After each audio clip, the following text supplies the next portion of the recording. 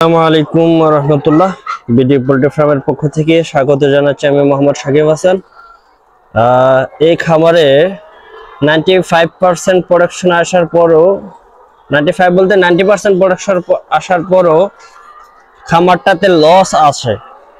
এখন এতগুলো ডিম আসার পরও কেন খামারটা লস আছে, কি অসুবিধা, কি সমস্যা, সেই বিষয় নিয়ে আমি আপনাদের সামনে কথা বলবো। যারা চ্যানেলটি এখনো সাবস্ক্রাইব করেন নাই, দয়া করে চ্যানেলটি সাবস্ক্রাইব করে পাশে থাকা বেল আইকনে ক্লিক করে দেবেন নিত্য নতুন ভিডিও পাওয়ার জন্য।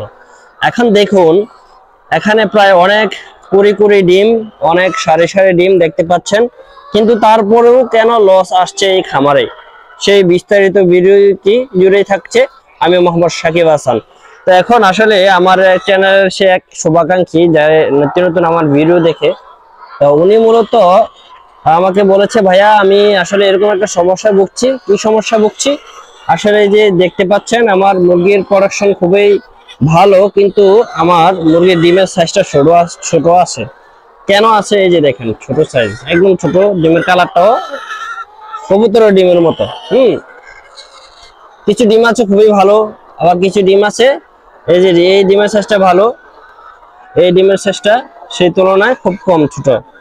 তো সেরকম সমস্যা আর যদি আপনারা কোনো দিন পরে থাকেন, কিভাবে সমাধান করবেন, এবং কি আমার যে শুভাকাঙ্ক্ষী চ্যানেলের যারা আছেন তারা ভিডিওটি মনোযোগ সহকারে দেখবেন। আমি কেন এই সমস্যাটা হয়েছে, খামারে ডিম 90% 90% আসার পরও খামারে কেন লস আসছে, সেই বিষয়টা নিয়ে আমি কথা বলবো।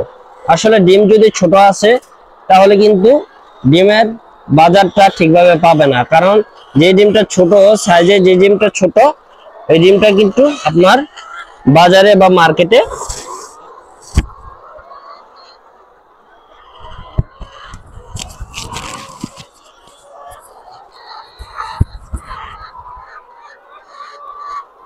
যে ডিমটা যে দেখেন ছোট, এই ডিমটা কিন্তু বাজারে বড় ডিমের প্রাইসে নিবে না। সেজন্য আপনাদের কি করতে হবে, লসে বিক্রি করতে হবে। এই যে দেখেছি যে খামারিরা বলছে যে ভাই আমি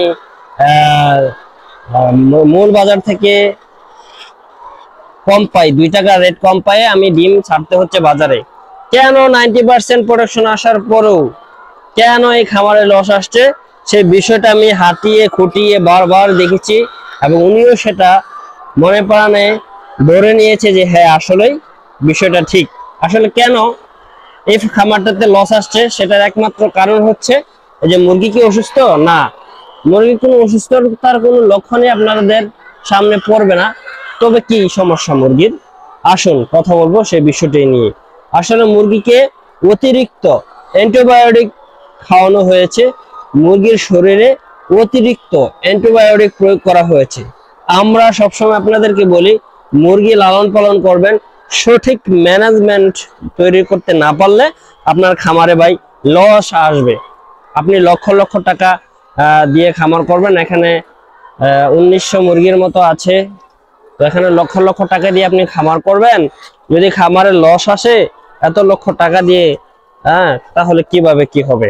আপনাদেরকে যদি বলি, আপনারা যদি সঠিক ম্যানেজমেন্ট তৈরি করতে না পারেন তাহলে কিন্তু খামারে লস আসবেই। আর যেহেতু বর্তমানে ডিমের বাজার এটা একটু উঠতেছে, আগে 8 টাকা ছিল খামারিদের রেট, গরমটা আসা, এই যে গরমটার সময়, আর এখন যেহেতু গরম চলে গেছে, একটু ঠান্ডা আবহাওয়া, সেজন্য ডিম কিন্তু 10 টাকাতে চলে আসছে। ঠিক আছে, তখন আপনারা একটু চিন্তা ভাবনা করুন, যদি এত ডিম আসার পরও আপনার বাজার থেকে 2 টাকা কম যদি ডিম সেল করতে হয়, তাহলে তো খামারে লস আসবেই ভাই। আপনাদেরকে আমি যথেষ্ট বলি, আগে সঠিক ম্যানেজমেন্ট আপনাদের সঠিকভাবে পরিচালনা করতে হবে। মুরগি কিভাবে লালন পালন করবেন, আমি সবসময় আপনাদেরকে বলি সঠিক ম্যানেজমেন্ট আপনাদের দরকার, দক্ষ ম্যানেজমেন্ট আপনারা তৈরি করতে হবে। তৈরি করতে না পারলে কিন্তু আপনাদের খামারের লস আসবে। তো এখন কি করা যায়? আসলে উনি যে ভুল করে ফেলেছে, যে মুরগি শরীরে অতিরিক্ত অ্যান্টিবায়োটিক পুশ করেছে বা অতিরিক্ত অ্যান্টিবায়োটিক ওষুধ খেয়েছে, যার ফলশ্রুতিতে আজকে ওনার এই সমস্যা। আসলে ওনার এই সমস্যা থেকে দূর কিভাবে পেতে পারে, বা আমাদেরও মুরগির যদি কোনো সমস্যা হয় আমরা কিভাবে এরকম সমস্যার সমাধান পেতে পারি, সেই বিষয় নিয়েও কথা বলবো ভিডিওর শেষে। ভিডিওটি স্কিপ করবেন না।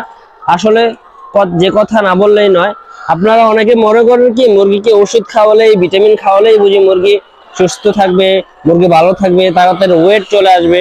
আসলে না ভাই, মুরগির একটা সঠিক বয়স আছে, সঠিক ওজন আছে, সঠিক বয়স অনুযায়ী সঠিক পারফেক্ট ওজন দরকার। যদি একটু কম হয়ে যায় আপনাদের সমস্যা হবে, যদি একটু বেশি হয়ে যায়, অতিরিক্ত চর্বি জমে যায়, তারপর আপনাদের কি হবে, সমস্যা হবে। সেক্ষেত্রে আপনাদেরকে লক্ষ্য রাখতে হবে মুরগির সঠিক ওয়েট অনুযায়ী, আপনার সঠিক বয়স অনুযায়ী ওজনকে ঠিক রাখতে হবে। যদি আপনি ওজনকে ঠিক রাখতে পারেন তাহলে কিন্তু আপনার মুরগি সুস্থ থাকবে, সবল থাকবে। হ্যাঁ, আর আরেকটা কথা আপনাদেরকে বলবো ভাই, এই কথাটা আপনারা মনোযোগ দিয়ে শুনবেন। মুরগিকে ওষুধ যত কম খাওয়াতে পারবেন মুরগির জন্য এটা তত ভালো। মুরগিকে যত ঔষধ, বিশেষ করে অ্যান্টিবায়োটিক যত কম পুশ করতে পারবেন মুরগির শরীরে, মুরগির জন্য তত আশীর্বাদ, মুরগির জন্য তত ভালো। আপনারা সবসময় লক্ষ্য রাখবেন আপনারা যাতে অতিরিক্ত অ্যান্টিবায়োটিক যাতে না খান। আসলে ওনার সমস্যাটা কি আমি আপনাদেরকে বলি, উনি কেন অতিরিক্ত অ্যান্টিবায়োটিক প্রয়োগ করানো হয়েছে। আসলে উনি আমার কাছে শেয়ার করছে বিষয়টা যে উনি যখন মুরগিটার বয়স যখন 70 থেকে 80 দিন, উনি কি করছে, এক ঘরে যে ঘরে 2000 মুরগি ধরবে এক ঘরে 4000 মুরগি ফালাই দিছে, যার ফলশ্রুতিতে আজকে ওনাকে ভুগতে হয়েছে। কেউ খাইতে পেরেছে, কেউ পেরে নাই। আবার বিশেষ করে মুরগি লিটারের সমস্যা ছিল, উনি বলছে যে ভাই আমার লিটার সবসময় ভেজা ছিল। লিটার ভেজা থাকলে মুরগি ঠান্ডা লাগবে, সেই মুরগি ঠান্ডা থেকে যখন মুরগি ঠান্ডার যখন কোর্স করানো হয়েছে বারে একটা না 16 দিন 17 দিন 18 দিন কোর্স করানো হয়েছে মুরগির ঠান্ডার কোর্স। মুরগি ঠান্ডার কিন্তু অ্যান্টিবায়োটিক, যার ফলশ্রুতিতে মুরগির শরীরে অ্যান্টিবায়োটিক সবচেয়ে বেশি, যার কারণে এই মুরগি ছোট ছোট ডিম দিচ্ছে। দেখুন, একটা বড় একটা ছোট, একটা বড় একটা ছোট, এভাবে প্রায় এখানে 30% ডিমে সমস্যা আছে। 30% ডিমে এখানে প্রায় সমস্যা আছে। এই সমস্যা থেকে দূর করতে হলে ওনাকে একটু অপেক্ষা করতে হবে। বর্তমানে ওনাকে মাথায় রাখতে হবে আর কোনো অ্যান্টিবায়োটিক যেন মুরগির শরীরে পোষ না করে। আমি সবসময় আপনাদেরকে বলবো, আপনারা যারা লিটারে মুরগি লালন পালন করেন, লিটার সবসময় শুকনো রাখবেন। লিটার ভেজা থাকলে লিটার থেকে গ্যাস হবে, গ্যাস থেকে নানা ধরনের সমস্যা হবে, এমনকি মুরগির লিটার ভেজা থাকলে মুরগির ঠান্ডাও লেগে যাবে।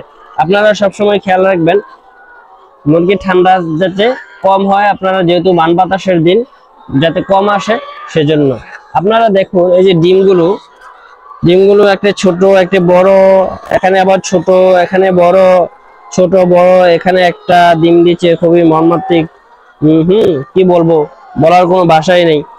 তো কেন লস আসবে না ভাই? সঠিক ম্যানেজমেন্ট ভাবে আপনারা মুরগি পালন করেন, দেখবেন যে সবকিছু ঠিক হয়ে যাবে।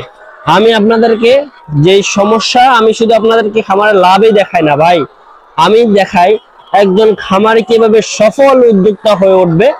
আমি আপনাদেরকে সেই প্রসেসটা সবসময় দেখাই। আর যে কোনো সময় যে কোনো পরামর্শের জন্য আমার সাথে আপনারা যোগাযোগ করতে পারবেন। 01610028828 এই নম্বরে ইমোতে আপনারা যোগাযোগ করতে পারবেন।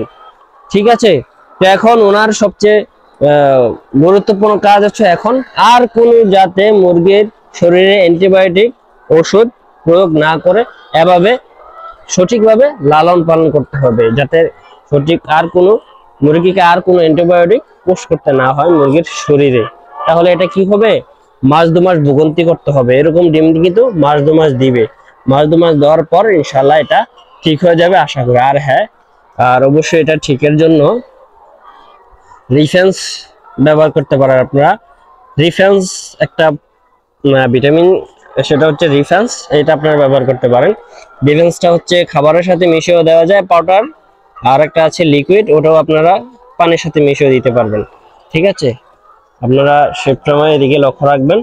আর অবশ্যই সবসময় মুরগিকে সুস্থ সবল রাখতে সঠিক ম্যানেজমেন্টের দরকার আপনাদের। সেই দক্ষ ম্যানেজমেন্ট আপনারা গড়ে উঠতে পারলে মুরগি ইনশাআল্লাহ সুস্থ থাকবে। তো সকালে ভালো থাকুন, সুস্থ থাকুন, বিডি পোল্ট্রি ফার্মের সাথেই থাকুন।